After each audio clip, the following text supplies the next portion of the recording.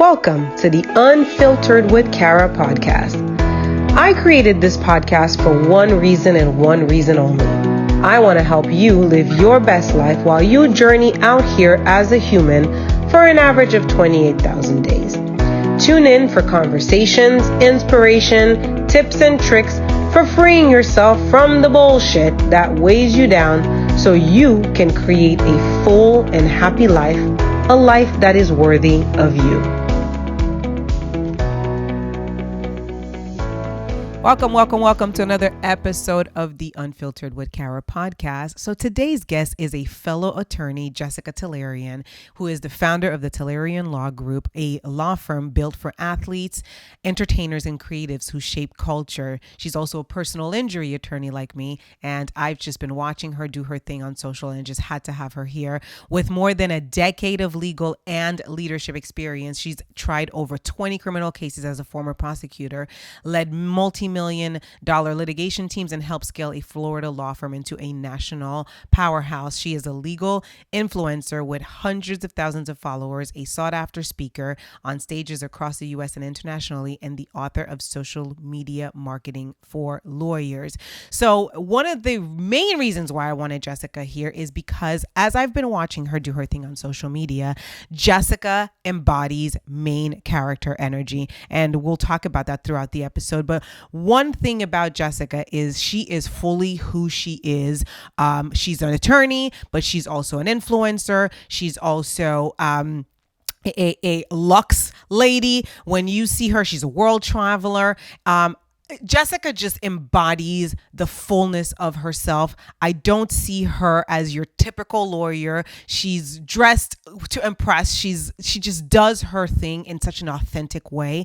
And being that this platform is about helping women regain their confidence and stepping into their main character energy, and also gaining financial independence by being yourself, she just was an ideal guest for this. And so enjoy this episode. Awesome. So welcome, Jessica Tehlirian, right? Did I say that correctly? You actually got it right, yes. Okay.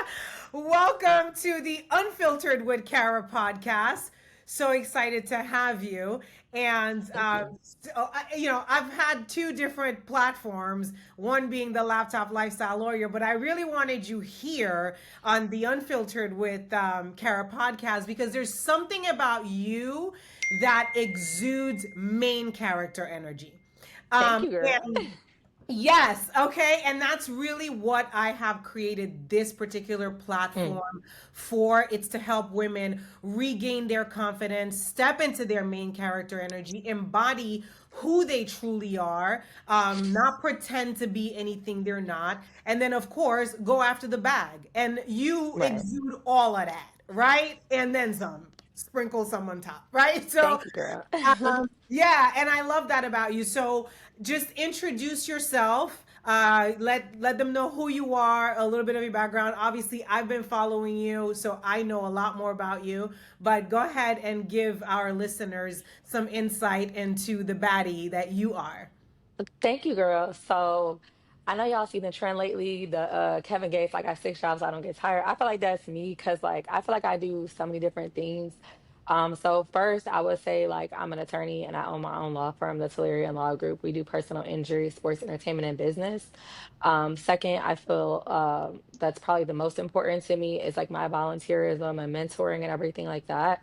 So I do a lot of different events, whether it's at the law school, whether it's my own events, whether it's like at a hotel or just whatever it is. Like I do events really pretty frequently.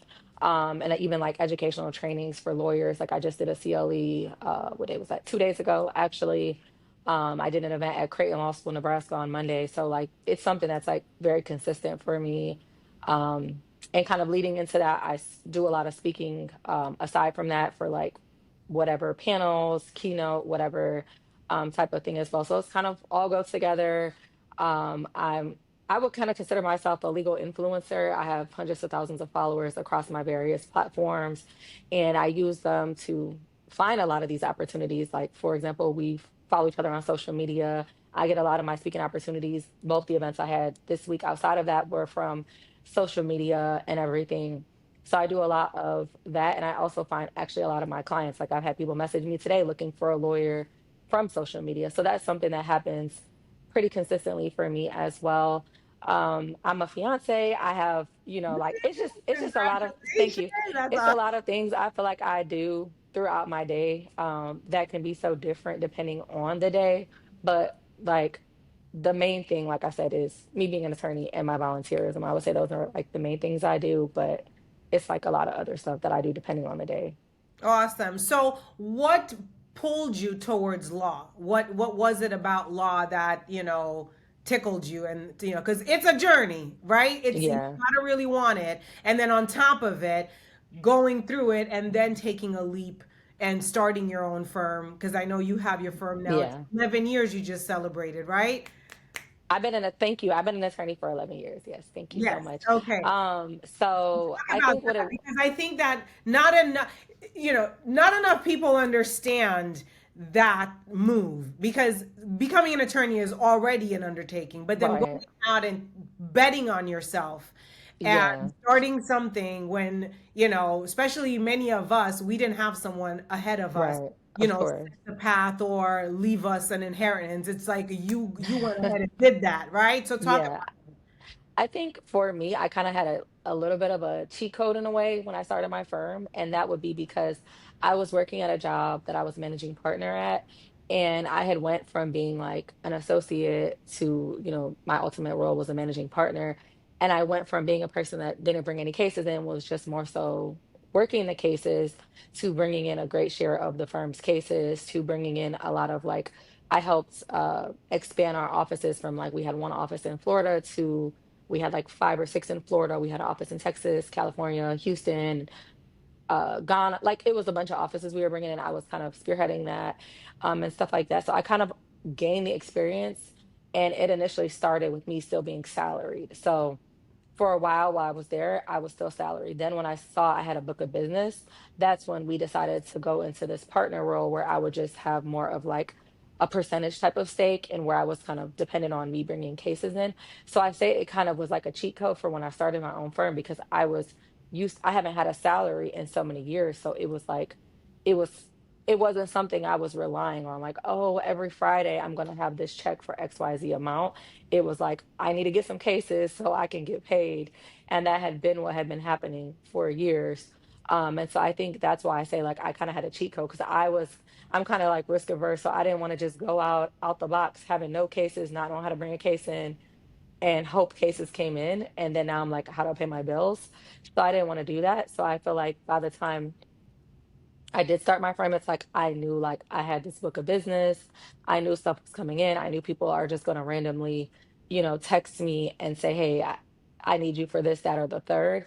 And I wouldn't really have to worry. Like literally, as we were joining on, somebody's like, "I need you for a personal injury case," and I had to send it to somebody else. Like, "Hey, can you call this person? Because, I can't talk to them right now." But it's like when you're going to have that steady stream, it was easier for me. But that's not always everyone's path. But that was what my path looked like. Awesome. And then so you started your firm. So you've been practicing 11 years. You started your firm how Correct. many years ago? No, I just started it in October of last year, so this is just 1 year I've had it. Yeah. Oh, Yeah. girl, listen, it looks like it's been a lot longer. So I Well, guess because it's like I've been managing partnership, partner for a while, so I've been kind of it's like the same thing kind of in a way. So, 1000%. yes, I've been doing that for like I haven't been on a salary for like 5 years. So it's been, much longer that going on 6 now. So yeah, that's why it's kind of like the same type of vibes Right. And basically. it's just Yeah. like a lateral move for you. It's nothing that Yeah. it's not like you had to, yeah. So I got that. Now, one of the things, like I said to you at the top of this conversation, that really stands out with you is how different you are when it comes to how you show up as an attorney. I think that that was one of the things that set me free when Mm, I started my practice. In the beginning, I was trying to be what the typical lawyer was, right. right? And it was so suffocating because I'm not your typical lawyer. I'm this, down chick, like, what I mean? And I Yeah, for was sure. trying to do it and it just didn't work for me. And so Right.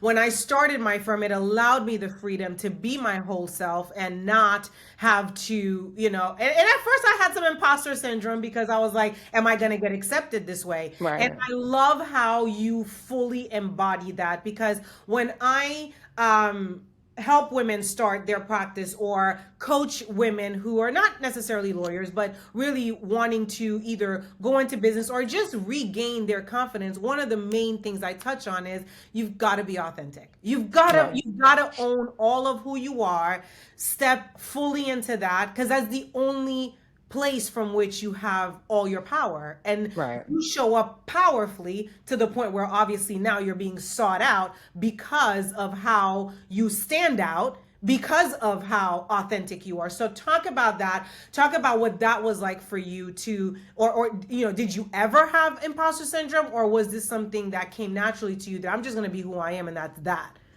hmm So to answer your question, it wasn't like so easy starting off. Like when I was in law school, I've kind of always been into like having a certain type of look, a certain aesthetic or whatever.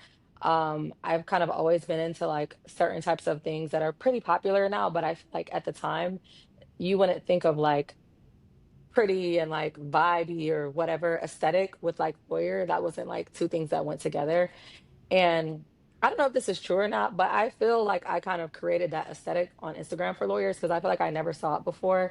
And then I created my brand, Lawyer Bay, and I started showcasing that off. And I started hearing like so many people feeling like way more comfortable, being like that because a lot of people were more so hiding that aspect of themselves. And I feel like I kind of was like one of the first people that I saw personally that was like showcasing that and showcasing others that were like that and making people feel more comfortable with it. But when I first like went into, my career 2014, I got so much pushback. Like I had attorneys that were like trying to do me a favor. I understand why. And they were like, you can't be on the internet, like, posting fun stuff or vibe stuff or, whatever. And like even if you go to like an event, you're like taking videos of like the scenery, the food, it's like it's very low brow at the time. Like people are looking at you like, have you never been anywhere before? And fast forward now, a lot of firms that are those older age traditional version of what you would think are attorneys, they're trying to figure out how to get on social media. They're trying to figure out how to be funny and trendy. Whereas Right. before they looked at us with disgust, people that were on there like, what you're embarrassing us almost, like what are you doing? Like you're dancing around on TikTok for likes, like you're embarrassing us. But now they want to dance around on TikTok and get some likes and get some clients and everything. So I think it was just something that like it was natural for me. Like before even I had an iPhone, before I even had a phone, I used to have disposable cameras back in the 90s. I would take them, I'd print them out. I have these albums, I could pull them out right now for you. I would print them out and put the pictures in there because I like looking back at my memories. So I feel like, when Instagram and stuff came out, I'm like, oh, this is great. I can like I can keep a chronology of like my whole life and look back at it and see my friends and everything like that. But I feel like they weren't so accepting. And then also just with like me living in North Florida and like, posting publicly about my sexuality, I had people that were like literally messaging my old boss, like, you need to fire her, or the brand I started, Lawyer Bay, messaging the girl I was partnered with, like, hey, she's finna be part of the brand. She's promoting the gay agenda, which was like me just posting who I am. It's not even like I just post so much gay stuff, but it's like just being myself or whatever was like promoting the gay agenda or, whatever it was. So like trying to just get me kicked off of different roles, like behind the scenes. And these are things like I've heard about. So I don't even know what things I probably haven't heard about, what roles I probably didn't get, what clients I maybe didn't get because of that. But I told myself a long time ago, like, anytime you put yourself out there to the public, you're going to get negative criticism. Like, I feel like obviously I'm not like a celebrity or anything, but like I feel like I'm pretty known in the legal space and I feel like some of my videos do pretty good. And I the ones that do better, it's like I do get like, certain negative comments regardless of what it is, like whether it's my race, whether it's my gender, whether it's my sexuality, whether it's whatever it is that's at hand. And it's just one of those things that like, there's so many people that are gonna say good things, but then of course, like some people just don't like that you're able to kind of juggle this certain type of image and this certain type of vibe and fun and still be an attorney. Or they may just not like that you're a black female that's an attorney, like that's sometimes I just get that. Or, like everyone is so emboldened now with the current state of state of everything. So I get these, oh, DEI hires or, whatever. It's like, how am I DEI hire for my own company, So it's very confusing to me. And people just make a lot of assumptions, but it's one of those things where it's like, I don't want to fake to be somebody to get everybody. I'd rather be who I am and lose out on certain people that don't like me because they don't like who I am. But have people that really like me, they love me. Like it's certain people that never have met me that would never play about me. But when it's like when you choose to just be like neutral, it's like everyone might be able to kind of stomach you, but it's like no one's really gonna super like you. Maybe no one's gonna say anything bad about you, but it's like no one's really going to love you either or really connect with you because you're not really putting yourself out there like that. So I think it takes a lot of courage to put yourself out there like that, but I feel like it can be one of the most like freeing things, and I feel like it helps others too. Like I've had so many people that attorneys that I didn't know had like, any they were LGBTQ or whatever affiliated, and they're like, yeah, like I'm gay and I've been, living with my girlfriend for 4 years and I've been so scared to tell anybody about it and post about it, and you're like making me come like I've got that so many times. And it's stuff like that that means so much more than a troll telling me I'm the DI hire. Yeah. And so what I love so much about what you just said is, and I want to repeat it so people can hear, you don't care about being stomached by everybody. You Yeah, are standing out as who you are and knowing that you are going to lose regardless. some people. There are going to be some people who are not going to like you, and that's totally Oh, fine. for sure. It's But that's there I was are thinking about that. also, this is also an opportunity for the people who actually really mess with you to say Exactly. and become real fans. And Exactly. until you get to that place where you are comfortable enough for that, like I recently did a post where I was like, I'm the main character of my story. Some Hmm. people have supporting roles and other people are extras. Right. And I'm not for everyone, and that's a good thing. Like, I'm Right. not for everyone, and that's a good Right. thing. That part, right? Because that's what I'm hearing from what you're saying. It's like Yeah, I know that definitely. I'm not gonna. You're not everybody's gonna dig me, and I'm okay with that. So, Yeah. can you talk a little bit more about where that came from for you? Because I know the woman who's listening to this Hmm. is saying, "Yeah, easy for you because you're an attorney and you're pretty and you're this and you're that," but it's not an outward thing. This is something that Yeah. comes from within you. This is an inner confidence and inner self-acceptance as well that has you exude that. So can you talk a little bit about that? That's what I want her to know about. Yeah, so I think all of the things that people could find themselves jealous about for me or look at like, oh, well, she has this, that, so she could say that. It's like each of those things I did not just have to begin with. You know what I mean? So even pretty, like pretty is so subjective. So, when I was younger, I grew up around a largely Muslim population that was like Arabic, and I was getting called the N word, by my classmates and stuff like that. I didn't look like them. So, like, with my hair and everything, like, I have like mixed hair, but my mom was not black. And so she didn't really know how to manage it. It was always very like tangled, very like, she didn't know what to do. She was just putting all this gel in it. Like, she was trying her best, but she didn't know what to do with it or whatever it was. So I didn't think like, when I was younger, I didn't just classify myself to be pretty. Like, I didn't think that, and then, but like, I just realized like, I'm just going to have my look. I'm just going to do what I'm going to do. And people are going to find me pretty or they're not, but I can't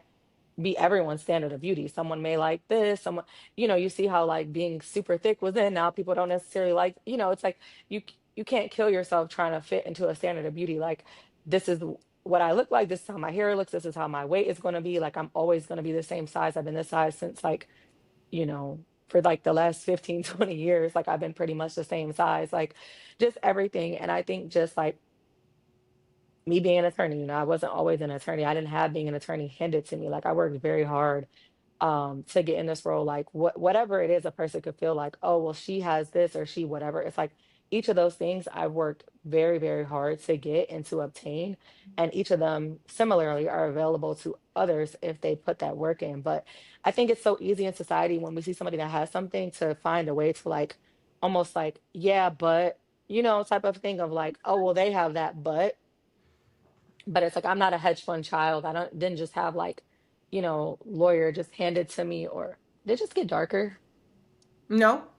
Oh, okay, maybe it's just my phone.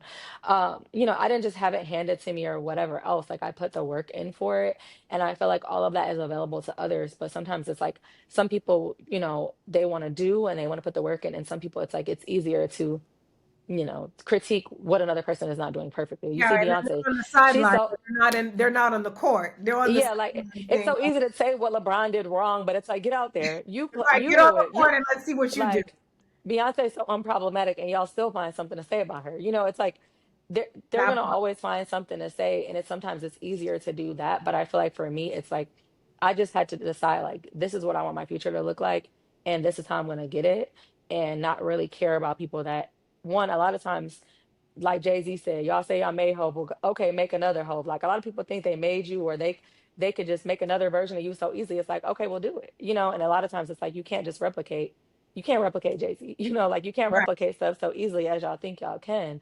But I think just being confident and being like, this is who I am, this is who I'm always gonna be, and I'm not gonna change for anybody, either they like it, or they don't. And it's huge that you said that because just Yeah. like they can't replicate Jay-Z, they can't replicate a Jessica. They can't replicate it. Mm-hmm. You can copy everything I do and I'll give you the playbook because I do Mm-hmm. that. Like I said, you can do every single thing I do, but baby, you will never be able to do it like I do it. You'll never be able to replace me. You'll never be able to outdo me at my own game. You would have to die, come back in my body, come through the same path I came through so that you can embody this. And I think that that's where, like you said, you growing up the way you grew up, all of the things that make you, you that molded you into you, when you really embody that and get that, no one can substitute for me. There's nobody who went through what I Yeah. went through. So this is my lane. And I'm gonna keep pushing in my lane, and I'm not trying to see what you're doing in yours because I really don't care because I'm busy doing what Yeah. I'm doing. And you're not gonna come in here and try to dim my light or try to slow my path down because you have an opinion. Because who cares, right? Exactly. And I think the other thing too, where people go wrong is trying to they set their goal to beat somebody else. So if your goal is to beat me, it's never gonna happen. The thing is, you could be the best version of whoever you are. But it's like I think that should be the goal is to be the best version of whoever you are. Your path just is not going to be the same as mine. My goal is never going to be let me beat Kara, whatever. I'm sorry, how do you pronounce your name? Yeah, yeah, yeah. You said Kara. it. Okay, it's Yeah. like let me beat Kara. It's like you have your lane, I have my lane. It's more like trying to find what your lane is and doing a great job at that than looking at someone else and not seeing them just for like inspiration, which I think can be good, but like I want to beat this person. And that's when you get yourself in a problem because you're focusing on someone else and not even knowing what they're doing behind the scenes, not even knowing what they've had to deal with to get there. And just like, I want to beat this person. I want to be better than this person instead of like, I want to be the best version of myself. I want to go where my path is calling me and everything else. And instead of thinking about like, you could be in the same field even and like you can collaborate, but you're instead of doing that, it's like you're trying to tear the other person down or you're trying to like beat them. It's like you're never going to find, even if you do have something that's objectively better than them, subjectively in your own mind, you're never going to find peace because you're always worried about the next person instead of worrying about yourself, your brand, your own identity. Yeah, absolutely.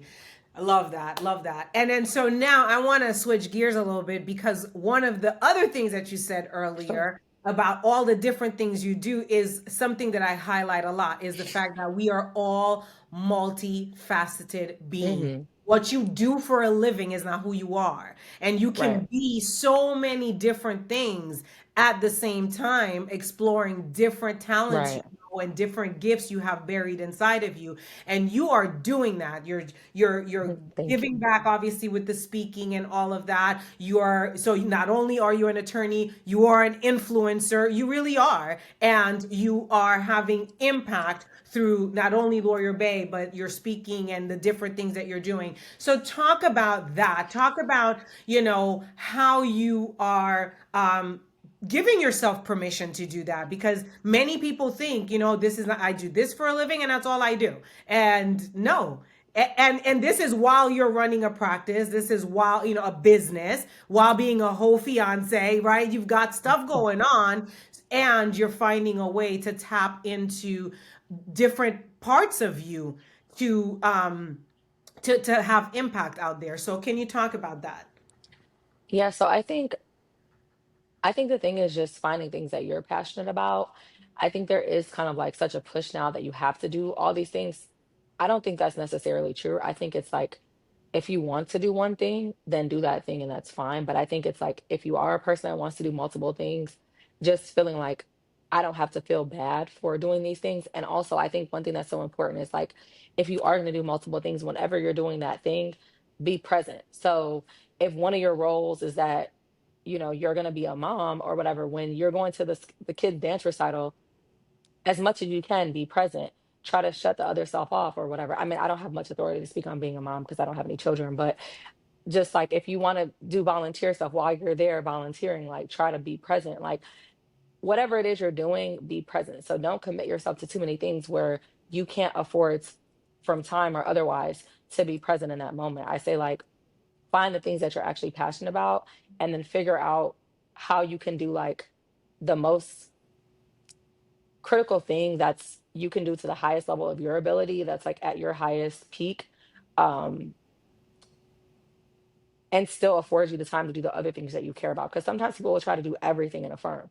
So now you're taking every single call, you're doing every single small thing, and you might be best as a litigator, but it's like you're spending so much time doing so many like administrative or secretarial type of tasks that you can't even have the time to, your litigation is slipping because you don't really have time for that. Or you could be the best whatever it is that you're interested in, but it's like you're doing all these other small tasks. So figure out like what's the highest version of what you're capable of and probably focus more on that than trying to do every little single small thing. And I think that's one thing I'm being on is like sometimes like with different things I'm doing is like outsourcing different aspects of them that can be outsourced so that I can focus on the thing that's at my highest level of ability, if that Yeah. makes sense. And that is fulfilling because I know Yeah, exactly. for a fact that if you're, because speaking is one of those things that most people are so afraid of doing. They throw up every time they're Yeah, on a stage to speak, so of we course. used to do a lot of that. And so I will put some money on the fact that there's some kind of fulfillment that you get from going and influencing minds with what you know. And so that has to be something that's obviously up there for you, that Yeah, you delegate everything else so that you can open the time. Because for me, everybody's like, oh my God, do you still practice? Because I'm doing the laptop lifestyle lawyer and I'm doing the coaching and they know I'm a mom. yeah, I have the podcast and it's like, yeah. And the only reason why I'm doing all these other things is because I'm getting juice out of it. I'm getting so much yeah, fulfillment from that. So I don't litigate, right? Because yeah, I just do pre-suit, because when it comes time to litigating, the amount of time that requires, I don't want to do that. I rather get a yeah, Josiah or someone who is yeah. happily doing that in court to take on that case, and then I can go ahead and be here recording with you, because Right, I'm getting way more out of this than if I were to be in the courtroom right. that dance, because that's not my thing. But pre-suit, Hmm. I know that this is, that's my bread and butter. And it's Right. great that you figure that out. Like, and then again, stay in your lane. Know what you're good at. Know what you want to what you actually, what gets you going, what gives you that juice, what fulfills you, and stay in that, right? Hmm. And so back to the speaking, because I love that. Do you speak to only the legal community, or because you said something about the younger, is it younger lawyers you speak to, or do you speak to just the youth in general about your come up or where you are, and so on and so forth? Um, it kind of ranges. I think a lot of the speaking I do has to do with pre-law and law students, whether it's at the school itself, whether it's at like a summit, whether it's at a conference, whether it's a panel, a keynote, whatever. So a lot of it does involve that, but sometimes it's like a women's empowerment thing. It really honestly just varies. It could be like a business type of event or just whatever it is. So it kind of just depends on like I might be putting events together and what I feel like is a need right then, or what someone else's event is. And if I feel like there's like, a good match, like someone just messaged me about like a mental health event, like it really just, it just kind of depends on like what I'm being brought, but a lot of it does revolve around education, especially specifically as it pertains to legal education, regardless of where they are in the field. But I would say that's like a big bulk of it, but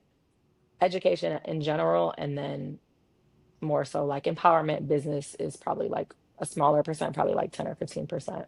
Got it. And talk to me about Lawyer Bay. How did that come about? Because Yeah. that's your little that's your baby as well. Yeah. So I think kind of like what I was saying earlier, as far as like I was getting these negative kind of messages or comments, or people were pulling me aside and having things to say about like, my brand and everything I was putting out. And so it was kind of like almost like a rebellion of showing like, look, an attorney can look this way and do all these great things. And so I kind of wanted to do that. And it just grew into like, we at points we're having like merchandise, we've had so many different events, we've had so many speakers and just all types of stuff that we've been able to do with that organization. Um, so it really kind of turned into like a community. But I think it initially just started because I was getting tired of like, being looked at like I'm doing something wrong for just being myself in a way. Got it.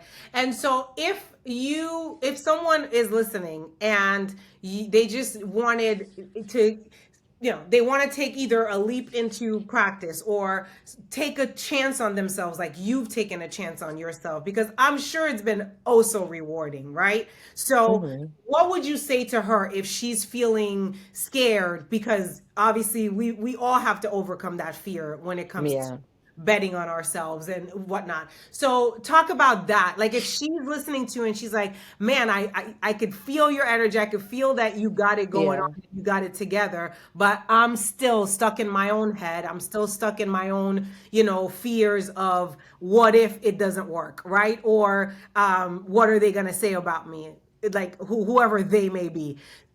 Talk to her. Tell her what you had to probably tell yourself when you decided to take that leap. Yeah, so I think the main thing is just doing it. Honestly, I feel like you can talk about it forever, but I think just doing it. And I feel like a lot of attorneys, there's going to be, you're going to have hiccups along the way. Like everything is not going to go exactly how you want. But just like if you have two things at least, I feel like you might be in at least somewhat good of a posture if you have at least a couple people you can go to that are in your profession that are willing to kind of help you, whether they're sharing resources, reviewing some of the stuff you're doing, or you can call them for advice. And then the other thing I would say is have malpractice insurance. That goes without saying, make sure you have malpractice insurance, whether it's required or not. Just because you don't want to potentially, if there is an issue, obviously you still might, have the issues with the bar, but you just don't want it to be a situation where now you're getting also bankrupt on top of that. So just making sure you have malpractice insurance, and just kind of think about when you're thinking about the amount you want, just kind of thinking about like what your area of practice is, how much the amount in question may be that this person may potentially be suing you for, what type of business you're doing and everything else, like what the potential liability is, kind of just weigh that out. And when you talk with the brokers, they can kind of give you some type of idea. If you explain to them what your practice area is, they can give you like ideas from like what they've seen and everything like that. They have models and everything to kind of help explain that. But I definitely would say those are two very important things. And then, like I said, just starting. Because you can think about it for so long. Like I think for me, that was one of my things. I think I overthought it, and I feel like I should have just started it, a while back. But you don't want to just keep thinking about it for so long, because when you're waiting for this perfect time to happen, it's never going to happen. So you just at a certain point have to say like, am I just going to keep going on with my firm or whatever it is that I'm doing, or am I just going to take that leap, and go out on faith? Awesome. And before we close, I want you to tell me, what does confidence mean to you? If you had to define Jessica and confidence, what does that look like for you? Yeah, so I think for me, confidence is just being myself unapologetically. I think it's doing what I think is right, regardless of who's going to agree with it, who's watching, what opportunities it may take away from me, just still doing what I feel like is right, doing what it is that I think is important to me. And also not feeling less than when I go into a room simply because of, like, a lot of times as a black woman, or, sometimes when you're younger, it's like you just feel less than when you go into a room. and you think these people are so much smarter than you. And then you get to practicing. And I think the best thing that happened was after a while of practicing, I started realizing like a lot of the people that I thought were just smarter than me just because of certain things that are just at hand by demographic information. It's like they're not even coming to court prepared, you know? So, and that's not to say about every person, but I'm just saying I just gave them a blanket, you know, everything just because you look this certain way that I attribute to an attorney. And I possibly couldn't know anything because, like, this is how I look. And then I started realizing, like, I'm coming here prepared. I'm coming here this, that, and the third, like, you know, whatever it is. And so I think that's one of the things that was so important to me is like, don't sell yourself short. You know, if an opportunity comes to you, it's like so easy for us sometimes to say, like, oh, why me? Am I the right person? And look at other candidates before and say, oh, they're better than me. It's like they picked you for, you know, for a reason. Like they didn't just pick you um for no reason. Like I know one event I did, I was a keynote at, and I looked at the former keynote and it was like Willie Gary. And I'm like, this man, they picked me after him. I'm like, I'm like, he's the mentor of the mentors. I'm like, I'm looking at some of the stuff he's done. I'm like, why me? But then I'm like, you know what? They Well, why picked me. not They you? reached, yeah, exactly. They reached out to me. And I'm like, I think it's just when you see yourself even getting the same role as someone that was like an idol or something, it's just like, it's kind of like crazy. Even last year, I got to be a keynote at a similar thing that Ben Crump was a keynote at. And it's like, how am I getting a keynote at the same thing that he's at? He's, you know, someone I really admire. But it's like just realizing like, this person may have more years than you and have all these things, but it's like if they're reaching out to you, there may be something about you that they see that's like, we want you to be here. And just not questioning that ability or whatever it is that you have within yourself. And, you know, like not second guessing it. And if you don't know everything to take on that role, like figure it out by the time it comes, you know, and don't let them see you sweat. So I think that Don't was a let very them long way of make answering. you sweat. I love that. And look at what creating your personal brand is bringing you in terms of opportunity. So how important that is, especially in this day and age, Hmm. Oh, that you for have, sure. yeah, that you embody who you are, own that, and don't put people on pedestals just Right. because of what they look like. I mean, I've put so many people on pedestals over time, and then I had to, and then they took themselves off. Yeah. It's like, what the hell was I even thinking, right? And so I love that you said that because, you see some people, and because of the lens from which you're seeing yourself and them, you're putting Right. yourself in boxes, and that you may not even really be in. Right. Because we tend to do that, humble to a fault, thinking that, they know better, but not really. And so, well, I know I said the last question was confident, but I'm going to Oh, ask. go ahead. Go ahead. I would ask one more question, which is for you Go to, ahead. um, in if someone is listening and is like, okay, I want to build my personal brand. Where do I start? Hmm. What do you tell her? So would Because this you be got that, lawyers or would this just be like no, business? any woman. Because listen, Okay. I think that and again, that's why I brought you on this platform. It's not necessarily a woman who's listening right now. Okay. The woman, I mean, I'm sorry, not a woman, not a lawyer listening. Right. The woman who's listening to you, or whoever is listening to you, is, and again, I brought you because you exude authentic embodiment of self. Like, and it Thank doesn't you. matter who you are, as far, it doesn't matter what you do with it. It's not, because if I'm looking at your brand, I know you're a lawyer, obviously, but you're more than that. You are the way you show up. First of all, your luxury, right? Your high life. You have all these, top experiences that you showcase. So you show that, yeah, I am an attorney, but I also like nice things. And I also, you just recently took a trip with your mom to Iceland. Was it Iceland? Or Yeah. that was Iceland and London. awesome. You're a daughter and you're a sister, and you show a lot of your values come through in your content. Well, I appreciate I'm happy that that's reflected. I I'm happy that that's studied you, girl. reflected. I didn't just pick you to bring I you really here. appreciate it. I really appreciate when someone actually researches me before they have me on their I show. will So not thank you. waste your time. I was like, I want to make sure that if I'm going to bring you here, I'm going to, facilitate this conversation Yeah, so that I can get the most out of you for my audience. That's my for job. sure. And I want them to get that you're not just this, lawyer who's lawyer bay and all of that. You are Jessica first, and the embodiment of all of what Jessica is about is what attracted me to your content. And yeah, you happen to be a lawyer, and I like that. But Mhm. there's other things about you that, to me, are even more glaring. Which again, it's the I love nice things. I love to travel. I love to spend. I'm sexy. Look at my belly button ring. I don't care what you think. And yes, I'm signing them checks, right? Yes. So if she's listening to you and she's like, okay, well, I'm in real estate, or I'm a nail tech or a hair lady or Hmm. whatever she is, right? But she's just like, I want to build a brand so that eventually people can seek me out, so that, they can bring me onto their platforms, and I don't know where to start, or I just want Right. to be able to be more visible to my clients, my potential clients, right? Because you're visible. Visibility Hmm. nowadays is so key, is so necessary. Right.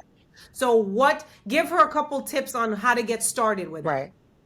So yeah, so regardless of the industry, I would say right now, if it's 2025 and you're not, on the platforms, I feel like you're just losing out on a big part of what could be your market share. So I would say like if you're not on any, or if you're kind of barely on it, like, oh, I have 500 followers, I don't really post type of thing, I feel like you need to pick at least one to kind of start with. So, for example, if you're a nail tech or something that is like a visual type of career where people can kind of like visually see the product that's being offered or the service that's being offered, like hair, makeup, nails, and all that, making sure you're able to shoot like very high quality content and then like kind of studying what the trends are and making reels, that are like they're going along with the trends, and it's kind of easier too when you're doing something visual because people can easily see like, oh, look at these, I like your nails, oh, so pretty, at the end, and it's like now they want to book you, or like, look at this hair, it looks so great, look at all the layers, they might want to book you more than when it's like something you don't necessarily get to show. Like, I mean, you can show a check, but there's a little less to show when you're talking about like legal services sometimes, so you have to be more creative.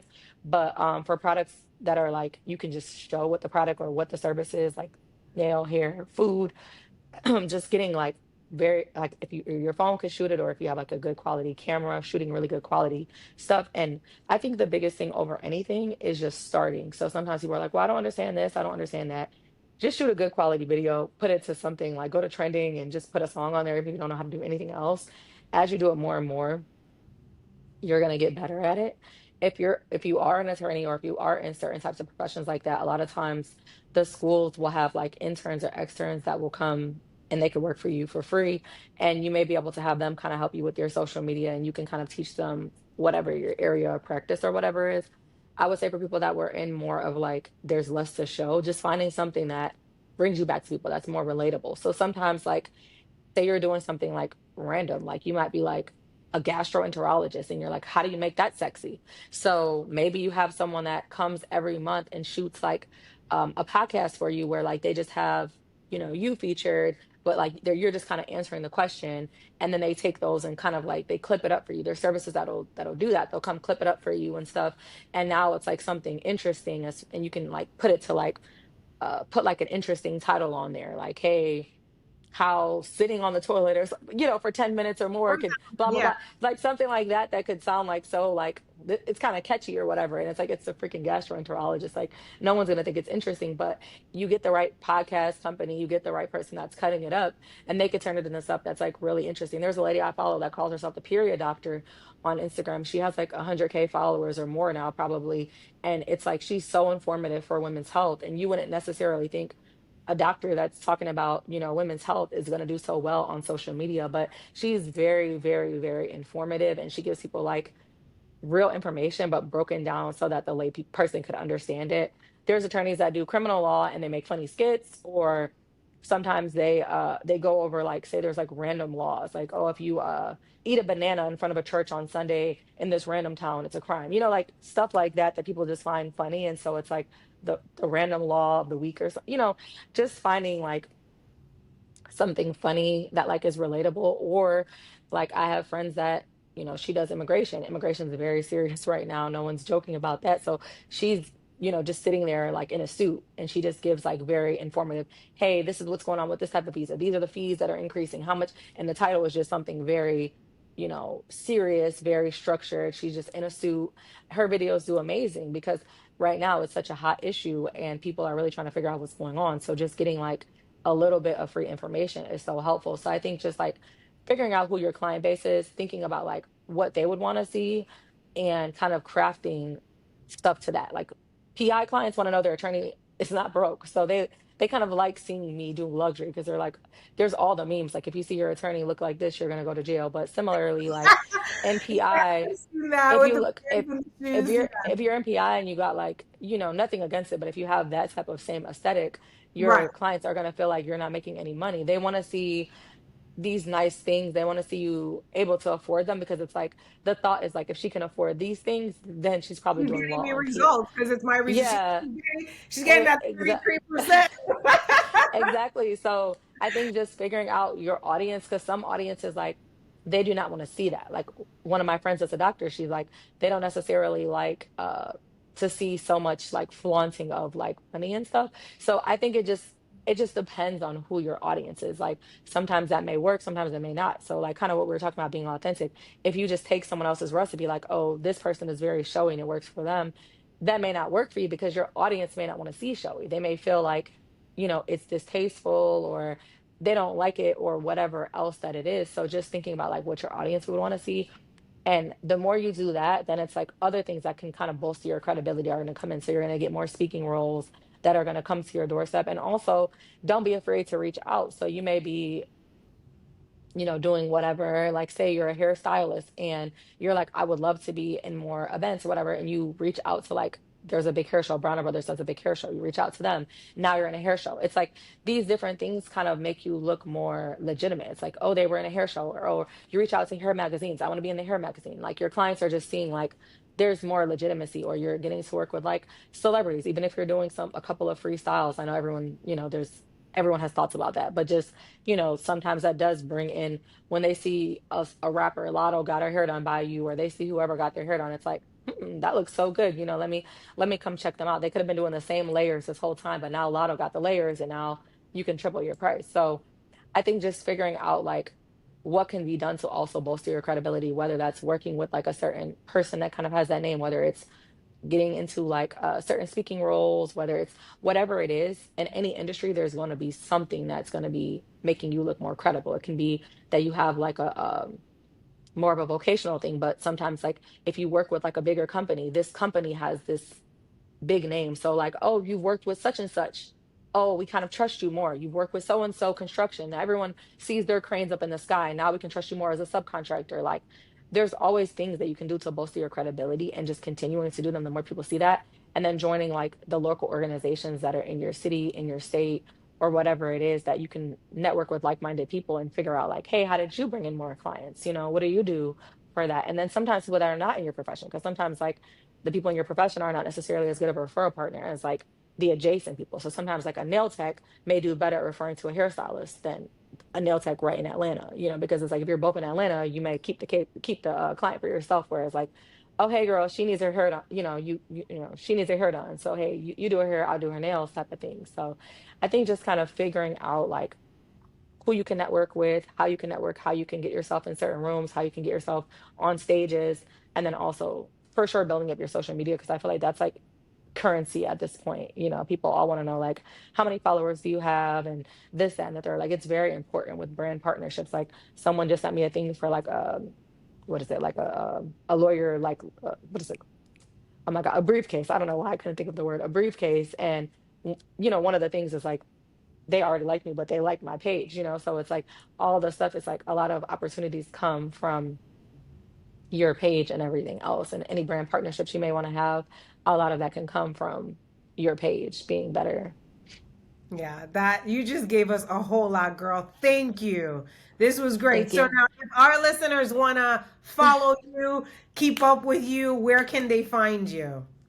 Yeah, so my LinkedIn is my full name, and that's Jessica, and then T as in Tom, Ehlirian. I'm sure it'll be They'll listed be in on the your notes for sure. Okay, Yeah. perfect. And then my Instagram, TikTok, Twitter is Jessica underscore Esquire, ESQUIRE. And then my firm website is the TLG Thomas Larry Giraffe firm.com. Wonderful. Jessica, you were incredible. Loved Thank you. having you. You gave us some amazing Likewise. Thank you so much. Oh, thank you so much for your time. Thank you for your wisdom. Thank you for your insight. You just gave a lot of information that I know that our listeners can today start implementing, which is the entire point of this, and because as Thank you you. said, once you start, then when we talk about regaining your confidence, part of it is just starting, right? And starting Hmm. and doing, and then, one thing works and another thing works and another thing, and you're like, oh shit, okay, this is good. Exactly. This is good. So thank you, my darling. Appreciate you. Thank you. You were just listening to the Unfiltered with Kara podcast. Don't forget to hit the subscribe button to receive new episode notifications. Also, if you found value in this content, please take a moment to like, comment, and share it with those you love. Until next time, much love and light to you and yours.